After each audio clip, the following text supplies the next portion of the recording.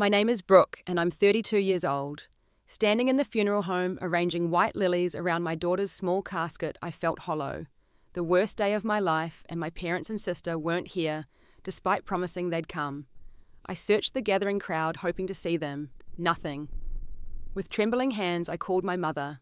What she said shattered my last bit of hope. Where were they on the day I needed them most? If you're watching this, let me know where you're tuning in from. Hit like and subscribe if you've ever felt abandoned by those who should have been there for you. This story might make you rethink who your real family is. I once believed I had the perfect family. My husband James, a dedicated music teacher with warm brown eyes and a laugh that could light up any room, had stolen my heart the moment we met at a mutual friend's birthday party 10 years ago. He proposed after just 8 months, and I said yes without hesitation. We built our life in a modest but cozy 3-bedroom house in the suburbs of Seattle, planning for the family we both desperately wanted. When Lily was born 5 years ago, our happiness felt complete. She had James's curly dark hair and my green eyes, and from the start she was the brightest light in our world. Even as a baby, she'd bounce along whenever James played piano, showing early signs of inheriting his musical talent. By age 3, she was picking out simple melodies, her tiny fingers determined on the keys, while James watched with undisguised pride. She was curious about everything, collecting rocks, leaves, and occasionally bugs that I'd discreetly release back into the garden when she wasn't looking. My own family had always been a constant in my life, even if they weren't perfect. My parents, Margaret and Thomas Williams, lived about an hour away in the same house where I'd grown up. Dad worked as an accountant until his retirement 2 years ago, while Mum had been a high school English teacher before becoming a full-time grandmother when Lily was born, or so she claimed. Thomas. My father was a man of few words but steady presence. He'd taught me how to ride a bike, change a flat tire, and calculate tips at restaurants with lightning speed. When I'd call home, he'd answer with his typical brief greeting before passing the phone to Mom, but I always felt his quiet support through the occasional packages of my favourite childhood snacks that would appear on our doorstep with his neat handwriting on the label. Margaret. My mother was more complicated. Growing up, I learned quickly that earning her approval required straight A's, perfectly pressed clothing, and impeccable manners. She had high expectations and wasn't shy about expressing disappointment when they weren't met. Still, I cherished the rare moments when her face would soften with pride, like when I graduated college, or when she first held Lily. Then there was my younger sister Audrey, 4 years my junior, and always the centre of attention. With her natural blonde hair, blue eyes, and effortless charm, she'd been the family darling from day one. Where I was studious and cautious, Audrey was spontaneous and charismatic. She'd changed majors in college 3 times before settling on marketing, and our parents supported every decision without question. The same parents who'd lectured me for an hour when I switched from pre-law to education during my sophomore year. We'd had good times together as a family, though. Christmas mornings with Dad's famous cinnamon rolls, summer vacations to the Oregon coast, where we'd build elaborate sandcastles, and Sunday dinners, where even Audrey and I would set aside our differences to help Mum prepare her legendary pot roast. When James came into the picture, my family welcomed him warmly. And when Lily was born, I truly believe they all fell in love with her as deeply as we had. Mum would bring new outfits for Lily almost weekly sometimes, forgetting to remove the price tags that revealed her expensive taste. Dad would sit patiently while Lily showed him her drawings, asking questions about each scribbled figure, as though analysing fine art. And Audrey, despite her busy social life, would FaceTime occasionally to sing silly songs that made Lily giggle uncontrollably. There were signs looking back, the way Mum would comment that Lily was a bit behind other children her age in speaking, though the paediatrician assured us she was developing normally. How Dad would start to look uncomfortable when Mum and Audrey would talk about plans that excluded us. The increasing frequency with which Audrey would cancel plans to visit, always with a dramatic emergency involving work or relationships. But I ignored these signs because I wanted to believe in the family I thought we were. I wanted Lily to have the extended family I'd imagined, with grandparents who spoiled her, and an aunt who would become her confidant as she grew older. I wanted Sunday gatherings and holiday traditions, and the sense that we were all connected by something unbreakable. James noticed things I didn't, or perhaps didn't want to. Your mom seems to spend more time looking at her phone than at Lily. He'd observe after a visit. Or, funny how Audrey never asks about us unless she needs something. I'd defend them making excuses about Mom being tired, or Audrey being young and self-absorbed as many 20-somethings are. They're family. I'd say, as if that explained and excused everything. And James, knowing how much they meant to me, would nod and change the subject. For Lily's 4th birthday, we planned a small party at our house, with a rainbow theme because she was obsessed with colours and weather. I spent weeks ordering a custom cake, making decorations, and putting together perfect goodie bags for her friends. Mum and Audrey both promised to come early to help set up, but they arrived just as guests were leaving, explaining that they'd gotten caught up shopping for Lily's gift, an elaborate dollhouse that overshadowed the art supplies James and I had carefully chosen based on her interests. That night, after Lily was asleep, surrounded by new toys, James found me sitting at the kitchen table, staring at the remains of the birthday cake. They missed her blowing out the candles, I said quietly. She kept asking where Grandma was. James sat beside me, taking my hand. I know, sweetheart. I'm sorry. Am I expecting too much? Is it unreasonable to want them to show up on time for her birthday? No, it's not unreasonable, he said firmly. Not at all. But I still made excuses for them, still believed that despite these disappointments, they would be there when it truly mattered. I had no idea how wrong I was. The first sign something wasn't right came during Lily's kindergarten year. She'd come home from school unusually tired, barely touching her favourite mac and cheese dinner. When bruises appeared on her arms and legs, I initially attributed them to normal playground roughhousing. Kids fall, I told myself. But when a small nosebleed wouldn't stop one Sunday afternoon, maternal instinct overrode rationalization. The pediatrician took one look at Lily's pale complexion and the constellation of bruises on her small body and ordered immediate blood tests. 2 days later, sitting in a sterile consultation room, James gripping my hand so tight it hurt, we heard the words that would shatter our world. Acute lymphoblastic leukemia. All cancer. In our 5-year-old daughter. Dr. Wilson, a pediatric oncologist with kind eyes and a gentle voice, explained the treatment plan: aggressive chemotherapy starting immediately, followed by radiation, possibly bone marrow transplants. Words like prognosis, survival rate, and side effects swirled around us as I stared at my daughter through the consultation room window, watching her colour quietly with a hospital volunteer oblivious to how her life had just changed. That night, after Lily had fallen asleep in her hospital bed, tubes already attached to her tiny arm, I called my parents. Mum answered on the 3rd ring, sounding distracted. Brooke, we're about to sit down for dinner. Can I call you back? Mum, my voice cracked. It's Lily. She has leukemia. Day. The silence on the other end lasted so long I thought we'd been disconnected. What did you say? She finally responded, her voice suddenly alert. I repeated the diagnosis, the treatment plan, how quickly everything had happened. As I spoke, I heard Mum relay the information to Dad and Audrey in fragmented, shocked phrases. Then she was back, promising they would come to the hospital first thing tomorrow, asking what they could bring, what we needed. Just you, I said, tears finally coming. We just need you here. True to their word, my parents arrived at the hospital early the next morning, laden with gifts for Lily and food for James and me. Mum hugged me tightly, her perfume enveloping me in a familiar comfort I desperately needed. We're here now, she whispered. We'll get through this together. Dad, looking older than I'd ever seen him, stood awkwardly at Lily's bedside, clearly shaken by the sight of his granddaughter connected to machines and IV bags. Hey there, Lily Pad, wait, he said, using his special nickname for her. Grandpa brought you something. He produced a small stuffed frog, green and plush. To remind you of our pond adventures. Lily smiled weakly, reaching for the toy. Will you still take me to see the real frogs when I get better, Grandpa? Absolutely, he promised, his voice catching. The frogs miss you already. Audrey came that afternoon armed with fashion magazines for when you're bored and expensive body lotions, because hospital air is so drying. She seemed uncomfortable with Lily's appearance, already changed from the steroids they'd started, but made an effort to act normal, showing Lily pictures of puppies on her phone and promising a shopping spree when all this is over. For the first few weeks after diagnosis, my family rallied as I'd hoped they would. Mum brought home-cooked meals to the hospital and took shifts sitting with Lily so James and I could shower or grab coffee. Dad set up a spreadsheet to track Lily's medications and appointments, his accountant's mind finding comfort in organising the chaos. Audrey started a social media fundraiser that quickly raised several $1,000s to help with expenses not covered by insurance. But as days turned to weeks and the initial crisis became our new normal, their presence began to wane. Mum's daily visits became every other day, then twice a week. Her home-cooked meals were replaced with hastily purchased takeout, then stopped altogether. Dad still called daily, but his hospital visits grew shorter.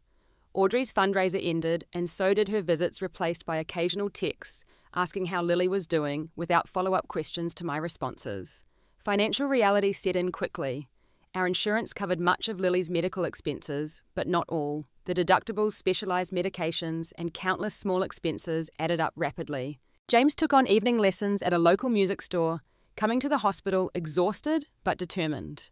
I took a leave of absence from my teaching job, unable to focus on anything but Lily's treatment. One evening, after a particularly difficult day of chemo that left Lily vomiting for hours, I called Mum in tears. "I don't know how to help her," I sobbed into the phone. "She's in so much pain and nothing I do makes it better." "These things take time, Brooke," Mum replied, her voice measured. "You need to be strong for her." "I'm trying, but I'm exhausted. Could you maybe come stay with us for a few days, just to help with the nights?" A pause. "This weekend won't work. Audrey's coming home and we're helping her look at apartments. She's finally moving back to Seattle." "Oh," I said, swallowing my disappointment. "That's great for Audrey." "Yes, we're so excited to have her closer.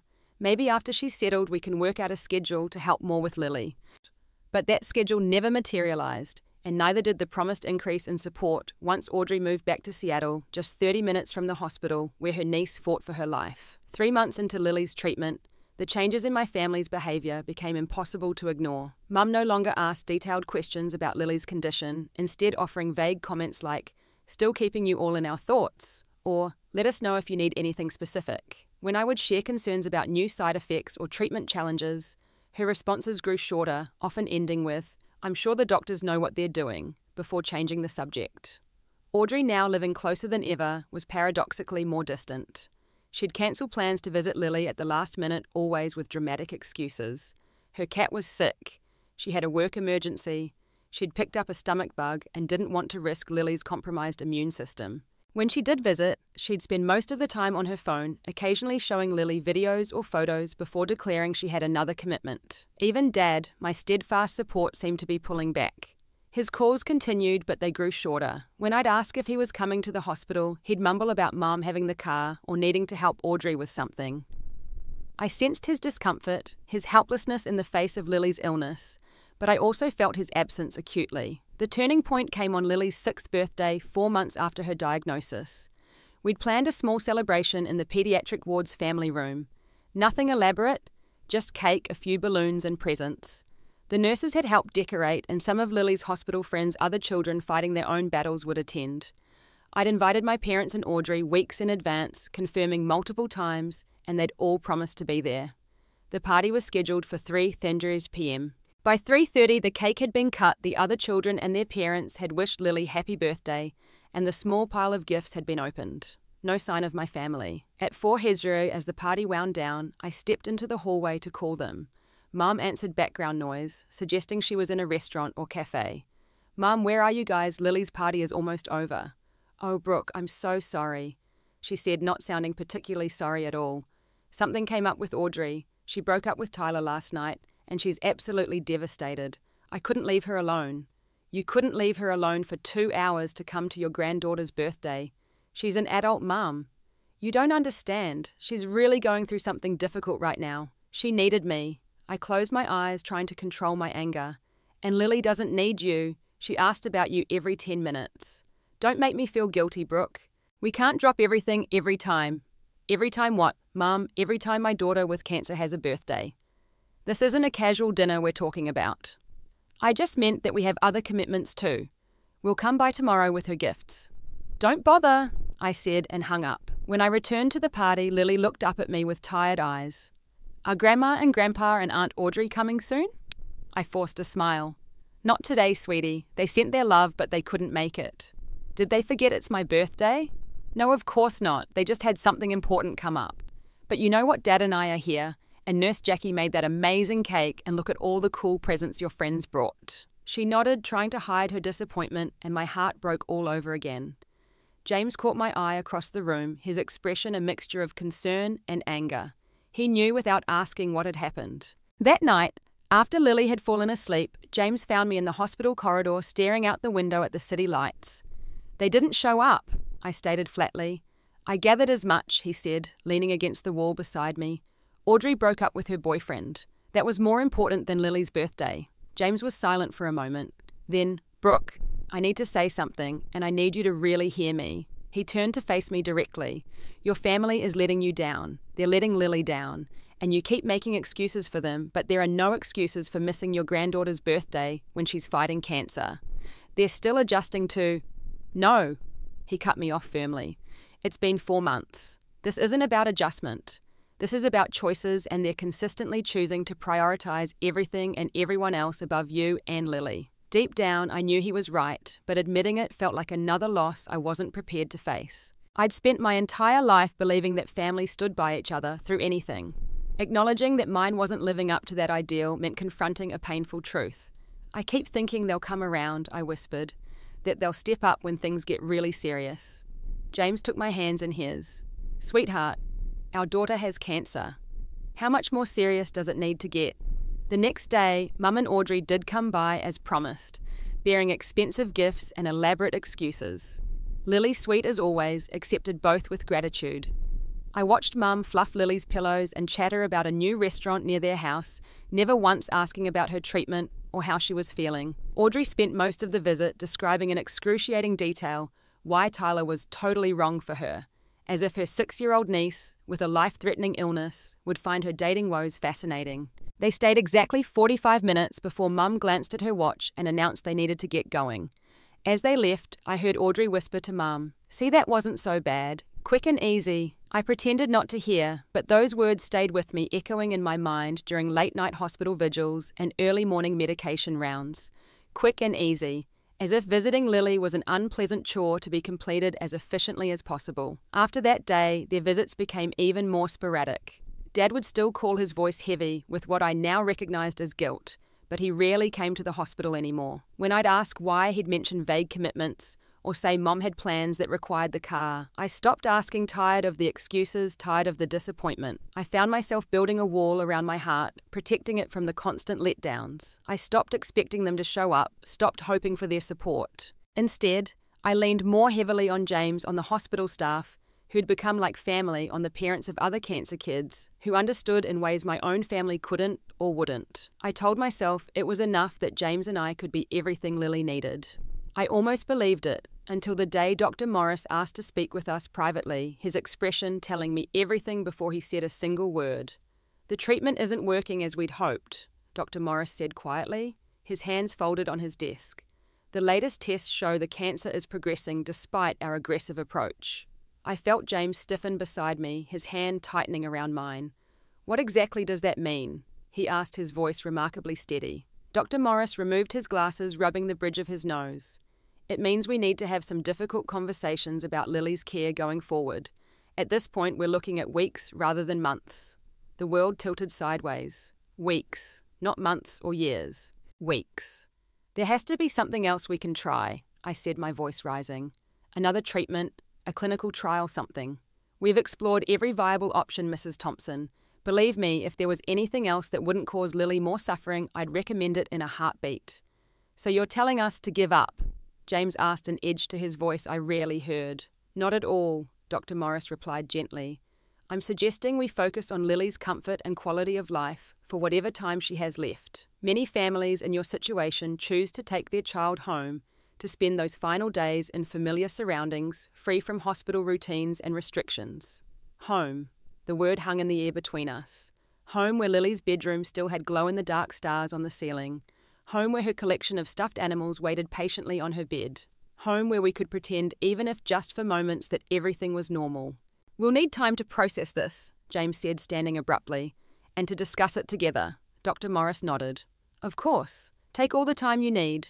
I'm here whenever you're ready to talk about next steps." We walked back to Lily's room in silence, both lost in our own thoughts. She was asleep, her face peaceful for once, free from the pain that had become her constant companion. I studied her features, memorizing every eyelash, every freckle, as if I could somehow keep her with me through sheer force of will. That night, after a nurse had administered Lily's evening medications, James and I sat in the uncomfortable hospital chairs beside her bed, speaking in whispers. "I want to take her home," I said. "I want her last days to be in her own bed with her things around her."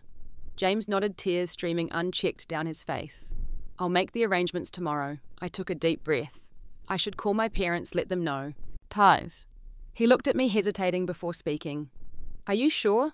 After everything. They're still her grandparents. They should know. I stepped into the hallway, the fluorescent lights harsh after the dimness of Lily's room. Mum answered on the fifth ring, sounding distracted. Brooke, can I call you back? We're just sitting down to dinner. The echo of our conversation from 4 months ago wasn't lost on me. Mum, the doctors say Lily's treatment isn't working. They're giving her weeks. There was a pause then. Oh, that's very sad, but we knew this was a possibility, didn't we? I nearly dropped the phone. Is that all you have to say? What do you want me to say, Brooke? Of course it's terrible, but we've all been preparing ourselves for this outcome. These aggressive cancers in children rarely... Stop, I interrupted. Just stop. We're bringing her home tomorrow. I thought you should know. Well, that's probably for the best. Hospitals are so depressing. Do you need help setting things up at home? No, we've got it covered, I replied, not bothering to hide the coldness in my voice. All right then, keep us posted. We'll try to stop by when we can. I ended the call without responding, leaning against the wall for support. I'd expected sympathy offers of help, maybe even tears. Instead, I got practicality bordering on indifference. The last threads of my illusion about my family were unraveling rapidly. The next day, we brought Lily home. The hospital provided a special bed, medications and equipment. A home health nurse would visit daily, and hospice services were arranged. Our living room was transformed into a comfortable space for Lily, with her favourite toys, books and blankets. James set up his keyboard nearby so he could play the lullabies she loved. I called Dad separately to tell him we were home. Unlike Mum, he cried openly on the phone. I'm so sorry, sweetheart, he said, his voice breaking. So damn sorry. Will you come see her soon? I asked her. She asks about you. Yes, of course. I'll figure something out. But he didn't come that day or the next. Neither did Mum or Audrey. 3 days passed, and despite multiple messages left, no one from my family had visited or even called to check on Lily. Lily noticed, of course. Where's Grandma and Grandpa? She asked one evening as James read her a story. And Aunt Audrey, I want to show them my special bed. They're very busy right now, sweetheart. I said, the lie bitter on my tongue. But they send their love. When they come, can we have ice cream, the pink kind that Grandpa likes? Absolutely. James promised, meeting my eyes over her head, his expression mirroring my heartbreak. The days blurred together. Lily grew weaker, sleeping more, eating less. The home health nurse adjusted her pain medications, ensuring she was comfortable. Friends and neighbours brought meals, sat with us, offered to run errands. James's colleagues from school organised a rotation of visitors, filling our home with gentle music and genuine care. Still no sign of my family. 7 days after bringing Lily home, I made one last attempt. I called and left a message that was both plea and warning. Mom, Dad, Lily is asking for you. The hospice nurse says, she says it won't be long now. Please come. Please don't make me tell her you couldn't be bothered. That night, Lily had a good moment, what the hospice nurse called a rally. She was alert, asking for a popsicle, wanting to hear James play piano. We sat together on her bed, James and I on either side of her, playing her favourite game of making up silly lyrics to classical music. She laughed, a sound I hadn't heard in weeks, and for a moment I could almost pretend we were just a normal family having a normal evening. As she grew tired, she looked up at me, her eyes clear. Mommy, will it hurt to go to heaven? My breath caught. No, baby. It won't hurt at all. It's peaceful and beautiful there. Will you and Daddy be sad? James stroked her hair. We'll be very sad because we'll miss you so much, but we'll also be happy knowing you're not hurting anymore. She nodded, seemingly satisfied with this answer. Then, will Grandma and Grandpa and Aunt Audrey come to say goodbye? I looked at James, helpless. They're trying, sweetheart. They really want to see you. It's okay if they can't, she said, her generosity shaming me. Can you tell them I love them and that I'll save them a spot on my cloud? I promise, I whispered, kissing her forehead. She fell asleep, holding our hands, and in the early hours of the morning, with the gentlest of sighs, Lily left us. No struggle, no pain, just a quiet slipping away as dawn broke outside her window. My parents never came. My sister never came. They didn't say goodbye to the little girl who loved them unconditionally, who saved them a spot on her cloud. The days following Lily's death passed in a blur of arrangements and decisions no parent should ever have to make. James and I chose a small white casket with pink lining, Lily's favourite colour. We selected a beautiful cemetery plot beneath a flowering cherry tree. We We picked out the dress she'd worn as a flower girl in James's brother's wedding the previous year before diagnosis changed everything. The funeral home director, a kind woman named Patricia, guided us through options for the service with gentle professionalism. When she asked about family participation, I hesitated only briefly before saying, "It will just be my husband and me speaking. No other family members?" she asked, checking her notes. "No," I replied firmly. "Just us." I called my parents to inform them of the funeral arrangements, keeping my voice steady and detached. Mom expressed appropriate sympathy, promised they would all be there, and asked if there was anything specific they should wear. "Black is traditional," I responded, unable to keep the bitterness from my voice. "But I doubt Lily would mind what colour you choose, considering she never got to say goodbye to you." "Brooke, that's not fair," Mum protested. "We were planning to come, but Audrey had a terrible migraine, and then your father threw his back out, and—" "Save it," I interrupted. "The funeral is Thursday at 11 a.m. Be there or don't. I honestly don't care anymore." But I did care despite everything. Some stubborn part of me still believed they might show up when it mattered most, that they wouldn't miss their only granddaughter's funeral. I left 3 seats empty in the front row right next to where James and I would sit, just in case. The morning of the funeral dawned clear and surprisingly warm for early spring. I dressed mechanically, smoothing the black dress I'd bought specifically for this day, a day I'd prayed would never come. James moved around our too-quiet house like a ghost, tying his tie 3 times before getting it right, his hands shaking too badly to manage it on the first attempts. We arrived at the small chapel early. I arranged and rearranged the photo display of Lily as a newborn on her first birthday, playing piano with James, building sandcastles at the beach, and finally a recent one from the hospital where she still managed to smile despite everything. Each image a knife to my heart, each smile a reminder of what we'd lost. People began to arrive. James's parents, who had flown in from Florida as soon as we'd called with the news, his brother and sister with their families, our neighbours, my colleagues from school, Lily's kindergarten teacher and some parents of her classmates. Even Dr. Morris and several nurses from the oncology floor came to pay their respects. But as the chapel filled, the 3 seats beside us remained conspicuously empty. At 10:55 a.m., James squeezed my hand. "Should we wait a few more minutes?" I shook my head. "They're not coming." The service was beautiful, if anything about a child's funeral could be described as beautiful. James played Lily's favourite lullaby on the chapel's piano, his fingers faltering only once. I read a poem I'd written about butterflies and brave little girls. Lily's kindergarten classmates released pink balloons in the courtyard. Throughout it all, I kept glancing at those empty seats, each look reinforcing what I'd known. But refused to accept my family had abandoned us when we needed them most. After the graveside service, we returned home to a house filled with food brought by well-meaning friends. I moved through the rooms mechanically accepting condolences, thanking people for coming, playing the role of grieving mother with dignity. Inside I was screaming. By late afternoon, most guests had left. James's parents insisted on staying to clean up, shooing us upstairs to rest. I sat on our bed staring at my phone and finally made the call I'd been both dreading and anticipating all day. Mum answered cheerfully. "Brooke, I was just about to call you. How did everything go today?" The casualness of her tone, as if she were asking about a dinner party rather than her granddaughter's funeral, was the final straw.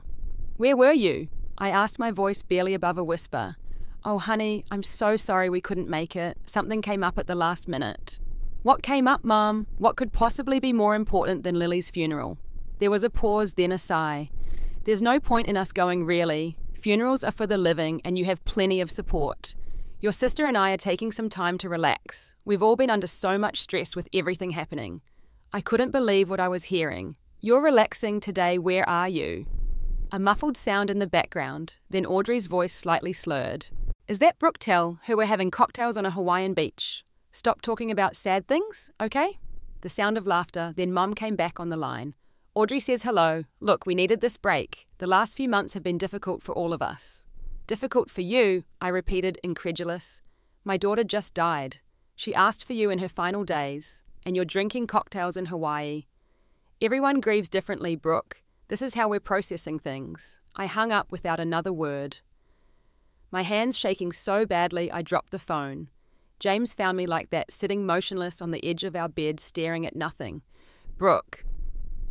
What happened? When I told him, his face transformed from concern to rage. I'd never seen him so angry. He picked up my phone, intending to call them back, but I stopped him. Don't, I said quietly. It's over. What's over? Them, my family, I'm done. And in that moment, I meant it with every fibre of my being. The family I'd spent my life trying to please, making excuses for desperately seeking approval from, had just shown me exactly where I stood in their priorities. Somewhere far below cocktails on a Hawaiian beach, the days after the funeral passed in a fog of grief and betrayal. I moved through our home like a ghost, touching Lily's things sitting in her room, trying to process not only her loss, but the collapse of everything I thought I knew about my family.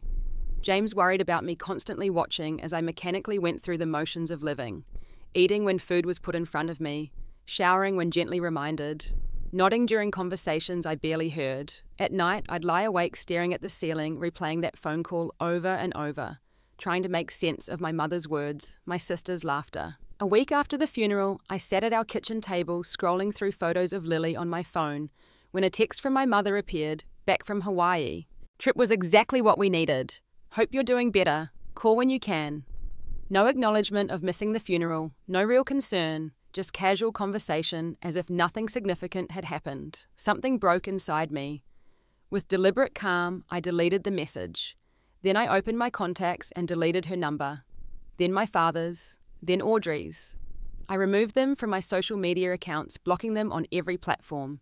I went through my email and set up filters to automatically delete any messages from their addresses. James found me at the table, surrounded by printed photos of my family that I'd pulled from albums. "What are you doing?" he asked cautiously. "Cutting them out," I replied, scissors in hand. "From the photos, from our lives." He sat beside me, taking the scissors gently. "Brooke, you're in shock and grieving. Maybe wait before making permanent decisions." "They didn't come to her funeral, James," I said, my voice hollow. "They were drinking cocktails in Hawaii while we buried our daughter. There's no coming back from that." He didn't argue, just held me as the tears finally came, violent sobs that shook my entire body.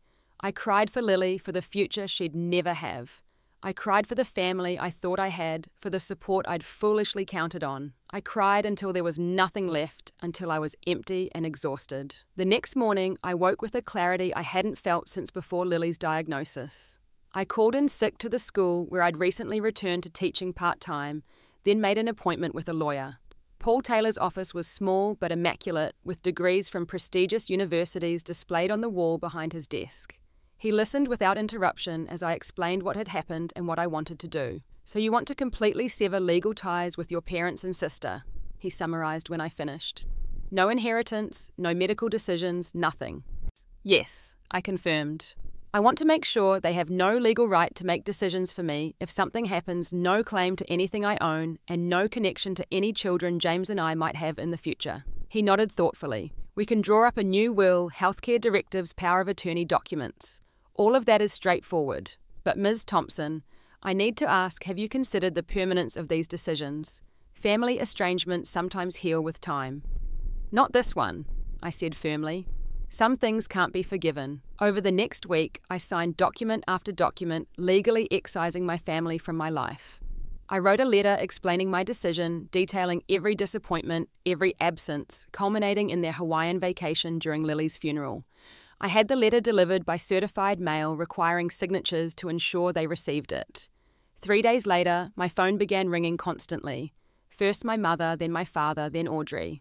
I blocked each number as it appeared. They sent emails which were automatically filtered to trash. They showed up at our door one evening, but I refused to answer, sitting silently in the living room as they knocked and called my name. Through friends and neighbours, I heard they were telling people I was having a mental breakdown, due to grief, that they were terribly worried about my state of mind. Some believed them. Others who knew what they'd done did not. My father tried approaching me at school one afternoon as I was leaving. He looked older, diminished somehow, his eyes red-rimmed and pleading. "Brooke, please," he said, blocking my path to the car. "Just 5 minutes." "Move, Dad." I said the word Dad, feeling foreign on my tongue. "I know we messed up. I know it's unforgivable. But please don't throw away 32 years of family over one terrible mistake." I laughed, a harsh sound with no humour in it. "One mistake. You abandoned your granddaughter throughout her illness. You weren't there when she asked for you in her final days. You chose a vacation over her funeral. That's not one mistake. That's who you are." "I wanted to be there," he said, his voice breaking. "I wanted to come to the hospital to be with Lily. But your mother..." Stop, I interrupted. Don't blame Mom for your choices. You're a grown man. You could have stood up to her. You could have rented a car, taken a bus, called a taxi. You chose not to. You're right, he admitted, shoulders slumping. I was weak. I was scared. Seeing Lily sick, it was like looking at you at that age, and I couldn't bear it. But that's no excuse, I know that. For a moment, I felt my resolve waver. This was my father, the man who'd taught me to ride a bike, who'd helped me with math homework, who'd walked me down the aisle. Dad, I said softer now, what you did, what all of you did, broke something in me. I can't just pretend it didn't happen. I'm not asking you to pretend. I'm asking you for a chance to make amends, however inadequate they might be. I considered his words, weighing them against the pain of the last months. I can't give you that right now. Maybe someday, but not now, and not Mum or Audrey. Not ever. He nodded, stepping aside to let me pass. I'll wait, he said simply, for however long it takes. As I drove home, I realized I'd left a small door open for my father, a tiny possibility of eventual reconciliation. But for my mother and sister, that door was firmly closed and locked. Some betrayals cut too deep to heal. At home, I told James about the encounter.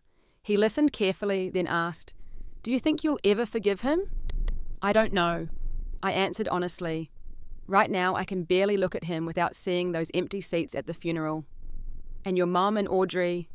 "No," I said with certainty. Some relationships aren't worth saving.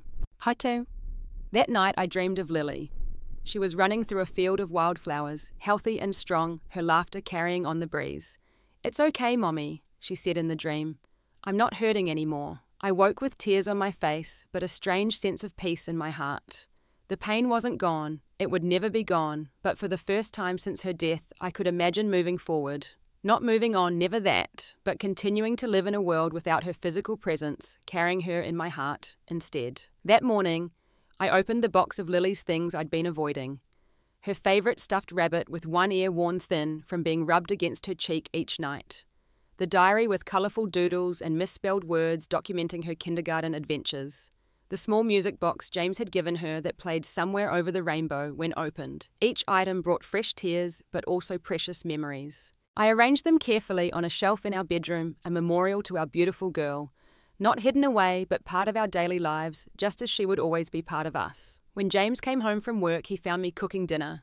Really cooking, not just reheating something someone had brought over. He paused in the doorway, surprise evident on his face. "You're cooking, Ben," he said, stating the obvious. "Lily's favourite," I replied, gesturing to the mac and cheese with broccoli trees scattered throughout. "I thought we could eat it and tell our favourite Lily stories." He crossed the room and pulled me into a tight embrace. "That sounds perfect," he whispered against my hair. It was the first step in our long journey of healing, acknowledging our grief while finding ways to celebrate the joy Lily had brought to our lives. We weren't okay, not by any measure, but we were surviving, together. As for my family, they continued their attempts to contact me for several weeks before gradually giving up. I heard through mutual acquaintances that my mother was deeply hurt by my overreaction. Audrey apparently told friends I was unstable with grief and that they were giving me space to come to my senses. My father alone seemed to understand the magnitude of what they'd done. He sent one letter, which I did read, apologising not just for the funeral, but for a lifetime of allowing Margaret to dictate family dynamics, for not standing up for me and Lily when it mattered most. He asked for nothing, not even forgiveness, just acknowledged his failings and expressed his regret.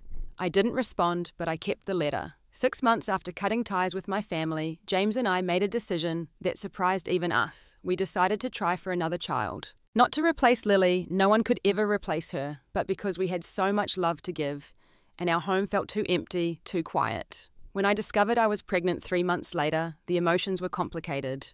Joy mingled with guilt, excitement with fear.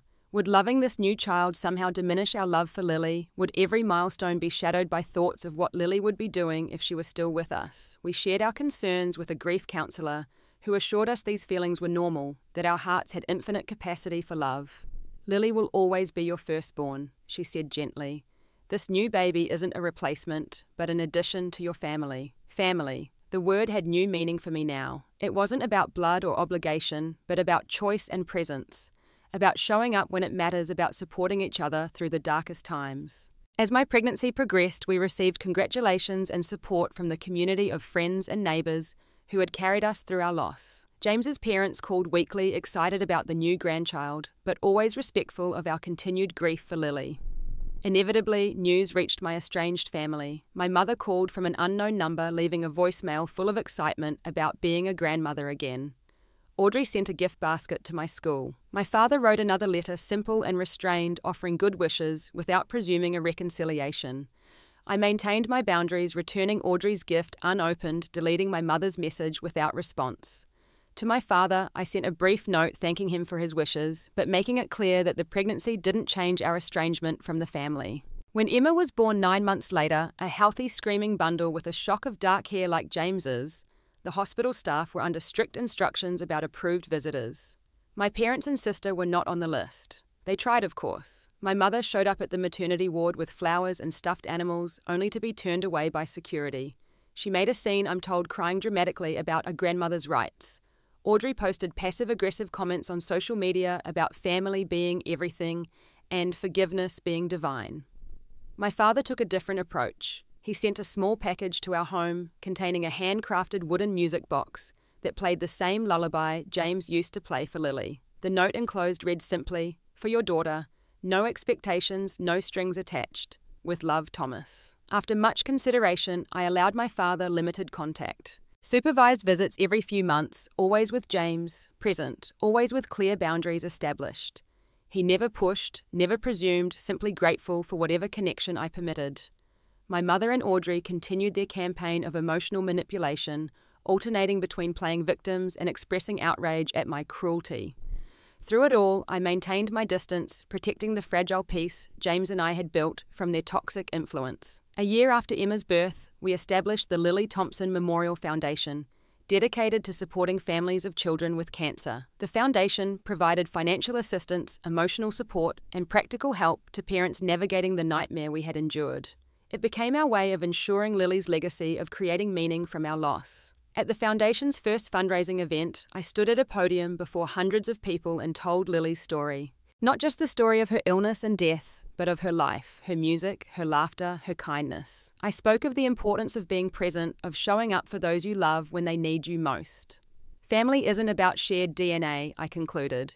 It's about shared presence. It's about who stays when everyone else walks away. It's about who sits beside you in hospital rooms and at funeral homes, who holds your hand through the darkest nights and celebrates your joys without reservation. Among the audience, I spotted my father sitting quietly in the back row. He hadn't told me he was coming, hadn't asked for acknowledgement or recognition. He was simply there, bearing witness to his granddaughter's legacy. After the event, he approached hesitantly. "The foundation is wonderful," he said. "Lily would be proud." "I think so too," I replied. "Brooke, I know I have no right to ask, but I want you to know I'm getting divorce papers together. I should have left your mother years ago. The way she treated you and Lily, I can't forgive myself for enabling it." I wasn't surprised exactly, but the news still hit me with unexpected force. "Are you okay?" I asked, realizing it was the first time I'd inquired about his well-being in over 2 years. "I'm getting there," he said with a small smile. "One day at a time." As he turned to leave, I found myself calling after him. "Dad, maybe you could come for dinner sometime next week to see Emma." The hope that bloomed on his face was answer enough. I've learned that healing isn't linear. It comes in fits and starts in small moments of grace amid continuing pain.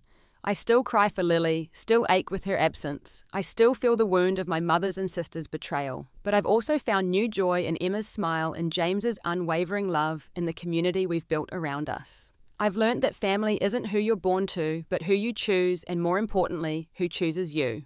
It's who shows up when you're at your lowest, who holds space for your grief without trying to fix it, who honours your boundaries and respects your needs. My mother and sister chose cocktails on a Hawaiian beach over saying goodbye to Lily. That choice to find them revealed their true character when the veneer of family obligation was stripped away.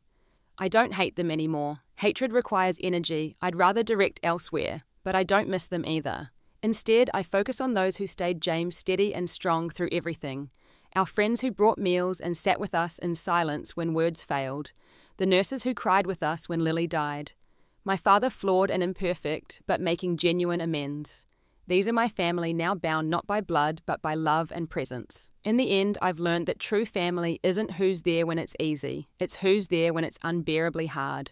It's who shows up at funerals, not who drinks cocktails on beaches while you bury your child. Has my story resonated with you? Have you ever had to set boundaries with family members who weren't there when you needed them most? Share your experiences in the comments below. And if this story touched your heart, please like, subscribe, and share to help others who might be going through similar situations. Remember, sometimes the family we choose is stronger than the family we're born into. Thank you for listening to my story, and may you be surrounded by people who show up for you when it matters most.